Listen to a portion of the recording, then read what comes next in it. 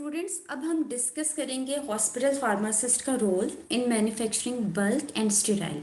अच्छा, हमने roles of hospital pharmacy and pharmacist start किए आपके बुक से, that is hospital pharmacy by Nadeem Irfan Bukhari.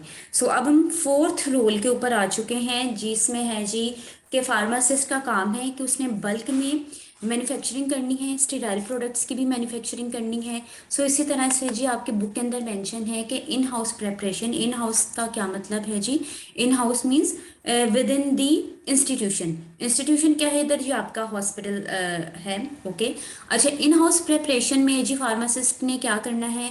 Preparation करनी है, मेकिंग करनी है, बल्क कंपाउंडिंग यानी कि करनी है। प्रेपरेशन किसकी कर सकता है? स्टेराइल ड्रग्स की और साथ साथ नॉन स्टेराइल ड्रग्स की। सो ये चीज़ जर्नल है, आगे इसको डिस्कशन करते हैं। एक चीज़ सारी डिस्कशन में आप लोग याद रखिएगा कि ज़रूरी नहीं कि हर फार्मेसी कंपाउंडिंग भी कर रही है, मेकिंग भी कर रही है, एक्सटेम्पोरेनियस प्रिपरेशंस भी बना रही है। नहीं, ऐसा नहीं है।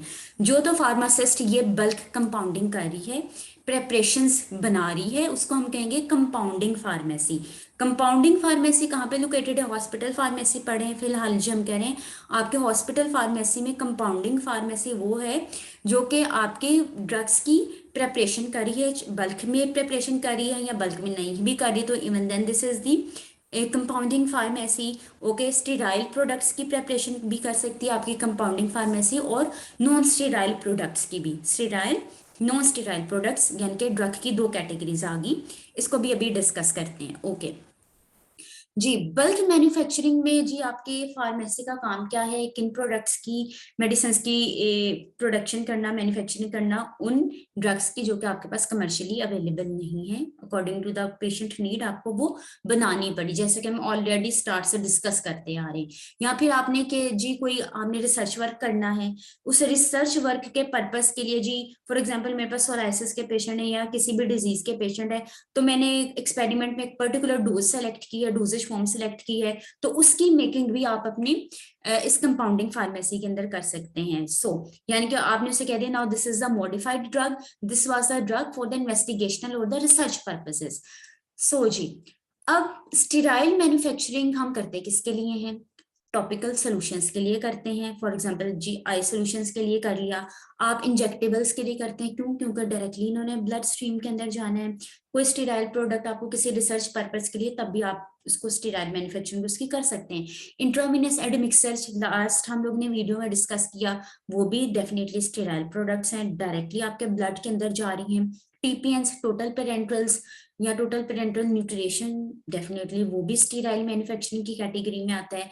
Then cytotoxic drugs, anti cancer drugs, जी क्योंकि हमने जी कैंसर के पेशेंट को देनी है, इम्यून सिस्टम भी उनका वीक है, तो वो भी स्टेराइल मैन्युफैक्चरिंग के अंदर आपके पास आएंगी, जो कि हॉस्पिटल फार्मेसी के अंदर हो रही है। मैन्युफैक्चरिंग जी अभी तक हमें आइडिया हो रहा है दो तरह की है, एक स्टेराइल ड्रग्स की, दूसरी नॉन स्टेराइल ड्रग्स की। अब इसमें जो स्टेराइल ड्रग्स हैं जी, प्रॉपरली आपने स्टेराइल एरिया में मैन्युफैक्चरिंग की और टर्मिनली आपने जो चीज बना ली, मैंने पैक कर दी, उसके बाद भी आपने जिसको ऊपर उसको ऊपर सारा स्टेरिलाइजेशन का प्रोसेस करना है, एसेप्टिक मैन्युफैक्चरिंग की, और टर्मिनली यानी कि एंड पे भी आपने स्टेरिलाइजेशन के प्रोटोकॉल का पूरा ख्याल रखा। जबकि जो नॉन स्टेराइल ड्रग्स हैं उनकी मैन्युफैक्चरिंग के लिए इतने हार्ड एंड फास्ट और स्ट्रिक्ट रूल नहीं है। इवन देन आप उसे एक कंट्रोल्ड एरिया में करें, ऐसे नहीं कि किसी गंदे मंदे एरिया में बैठ के आपने कटे, नहीं, लेकिन ऐसा फिर भी स्ट्रिक्ट स्पेसिफिकेशंस नहीं है। कंट्रोल्ड इन्वायरमेंट के अंदर, कंट्रोल्ड इन्वायरमेंट की कंसिडरेशंस भी अभी हम लोग डिस्कस करते हैं। फिलहाल जी स्टेराइल कंपाउंडिंग क्या है? कंपाउंडिंग आपने की स्टेराइल इन्वायरमेंट के अंदर, क्योंकि डेफिनेटली आपने कंटेमिनेशन को प्रिवेंट करना था अपने पेशेंट की सेफ्टी के लिए। ओके, स्टेराइल कंपाउंडिंग हम नॉर्मली जो हमने डिस्कस कर दिया इन प्रेपरेशंस के लिए करते हैं। क्यों करते हैं इनके लिए? बिकॉज फॉर एग्जांपल अगर मैं इंजेक्शन दे रही हूँ, तो अगर जी मैंने स्टेराइल मैन्युफैक्चरिंग ना की तो डेफिनेटली इन्फेक्शन के चांसेस हैं। फॉर एग्जांपल इंजेक्शंस की अगर हम बात करें या आई सॉल्यूशंस की बात करें, तो ये सारी मैन्युफैक्चरिंग हम लोग स्टेराइल रूम के अंदर करेंगे, ताकि किसी भी किस्म के कंटेमिनेशन के या इन्फेक्शन के चांसेस ना हो। अभी जो स्टेराइल प्रोडक्ट्स हैं स्टूडेंट्स आपके पास, ये दो तरह की है, एक इंजेक्टेबल्स, दूसरा non injectable sterile fluids. Injectables जो आपको पता है इंट्रावीनस है, डायरेक्टली उन्होंने आपकी ब्लड स्ट्रीम के अंदर जाना है। नॉन इंजेक्टेबल स्टेराइल फ्लूइड्स जी फॉर एग्जांपल आई ड्रॉप्स के अंदर आ जाते हैं आपके पास, एयर ड्रॉप्स आ जाते हैं। देन जी नॉन स्टेराइल कंपाउंडिंग क्या है, मैंने पहले डिस्कस किया कि स्टेराइल था आपने सेप्टिक एरिया में किया, ठीक है। अब नॉन स्टेराइल के आपने क्लीन कंट्रोल्ड एनवायरनमेंट में आपने प्रॉपर ड्रग की कंपाउंडिंग की, मैन्युफैक्चरिंग की, ठीक है, प्रेपरेशन की। अब नॉन स्टेराइल कंपाउंडिंग में क्या है, आपको कोई as such hard and fast rule नहीं चाहिए, प्रॉपरली आपको स्टेराइल रूम नहीं चाहिए कि इंटायरली स्टेराइल रूम हो आपके पास। इवन देन आप लोगों ने जी कंटेमिनेशन फ्री एरिया यूज करना है, प्रॉपर्ली डिसइंफेक्टेड है, ओके। तो इसमें क्या है, हाई स्टैंडर्ड, आप अपने स्टैंडर्ड्स को आप कैसे मेंटेन कर सकते हैं। सबसे पहले जी इंग्रेडिएंट में किसी किस्म की इम्प्योरिटी ना हो, प्योर हो आपके इंग्रेडिएंट्स, जैसा कि स्टेराइल में भी होने चाहिए। एक्यूरेट मिक्सिंग वाला फीचर्स दोनों का, एक्यूरेट मिक्सिंग ठीक हो, पैकिंग आपने ठीक तरह से करनी है, लेबलिंग ठीक तरह से करनी है, आपके इक्विपमेंट सैनिटाइज है, आपका रूम सैनिटाइज है, यानी कि साफ है, साफ सुथरा है, कंट्रोल्ड है, क्लीन है, इस चीज का ख्याल रखना है। अच्छा, अब ये मैन्युफैक्चरिंग हम कौन से प्रोडक्ट्स के लिए करते हैं, पिल्स के लिए, लिक्विड्स के लिए, gels, lotion, ointments, cream, shampoos, lip balm के लिए, ओके।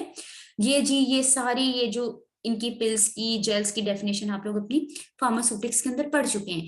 अच्छा, अब इतने रोल्स हमने डिस्कस कर लिए, इन सब में जितने भी रोल्स, फोर्थ रोल पढ़े हम लोग। सो कंट्रोल आपका फार्मासिस्ट के किस चीज के ऊपर होना चाहिए, डेफिनेटली सारे प्रोसेस पे, बजट पे, क्वालिटी पे, और अपनी इक्विपमेंट की मेंटेनेंस पे भी। इवन आपके इक्विपमेंट की मेंटेनेंस पे आपके फार्मासिस्ट की ही रिस्पॉन्सिबिलिटी है। सो स्टूडेंट्स, ये अब तक के रोल से नेक्स्ट लेक्चर में कुछ और हॉस्पिटल फार्मासिस्ट के रोल्स को हम डिस्कस करेंगे।